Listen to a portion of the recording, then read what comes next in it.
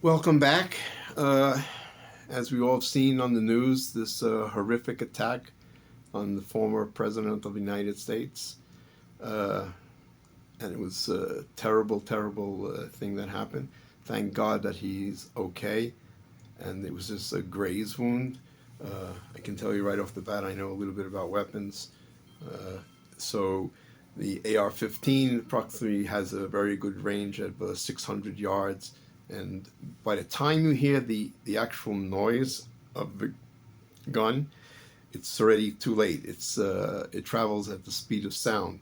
So yeah, he's very, very lucky that he turned his head just a slight, just to get grazed. But anyway, I want to tell you about a few things. First of all, I don't understand how the Secret Service didn't secure that perimeter. They the range from the roof of that building to the podium was only approximately 300 yards. I mean, that should have been, they should have had snipers and Secret Service on the roofs of those buildings. I just don't get it. They did respond quickly when he was hit, but still, this is somebody's gonna have to account for this big mistake, huge mistake. I don't get it. They had some witnesses that actually saw the shooter with a gun climbing up the building to get onto the roof, and they actually told the police and they told the Secret Service, and they didn't act. I don't get it. So there's going to be some heads rolling on this. This is not a joke. This is very serious. Protecting a presidential candidate and a former president is serious stuff. So, also, I want to talk a little bit about how this all came about, what I think, at least.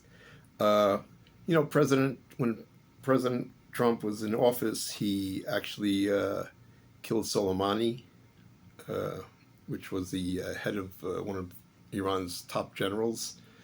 And Iran didn't forget about that. I know that. And I'm sure he's on their list. Iranian uh, terrorists would definitely like to take the former president, out. The Another interesting thing is during the 2020 rioting we had in America, there was a lot of George Soros supporters out there, and they say he actually pays these protesters, and we saw it was billions of dollars in damage to businesses, and people got killed and injured, and it was terrible, terrible time in our country, actually. Uh, and I don't understand why the government wouldn't investigate someone like George Soros, who's a billionaire, and I'm sure he has some skeletons. We know he does. We know he finances political DAs that are woke. Uh, we know that he's supporting these protesters through several of his organizations. It's the same thing that happened with what's happening now with the protesters with Hamas. It's the same thing. I believe I saw a video of all these protesters in several cities around the country and universities, and it seems strange to me. I saw, God, those tents look very familiar in different states.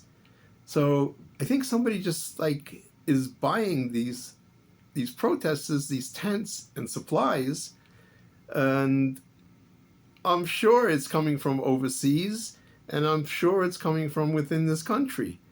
So I think George Soros is a very, very big danger to this country, and I think he needs to be investigated. I would hope that when the new administration gets into power, that they're going to look into this man, because I think he has a lot of skeletons, really. The the other thing I'd like to talk about is the media. They've been lying since Trump had run for office in 16. This man has been attacked constantly. I mean, the average person could not sustain all this stress and, and microscopic looking into it is not, it's not normal. I mean, somebody who can take all that pressure is definitely a strong person, and we saw yesterday also as well. He was shot, and he stood up and he said, "Fight."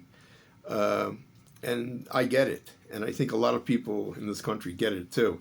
This has got to stop. The media has been trashing this man since the beginning, together with the Democrats and the far left, and it's it's gotta end. I think people should protest. All these major media outlets should not watch these news media outlets, and the anchors of some of these media outlets should be fired or should resign. It's a travesty what's happened in this country, that our media can lie to the American people and put our democracy. They're the ones who are putting the democracy at risk. Donald Trump is not a risk to democracy, I can tell you right now. So, yeah, I think that it's a terrible, terrible situation that we're in. I think the RNC is still going to go ahead with their convention, which is good. I didn't quite understand why protesters will have access to within reach. Well, they can hear them, you know, so there should have been a larger perimeter to keep them back.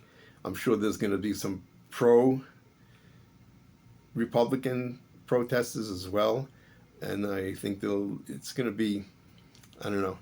Well, we'll cross our fingers and hope everything will be okay.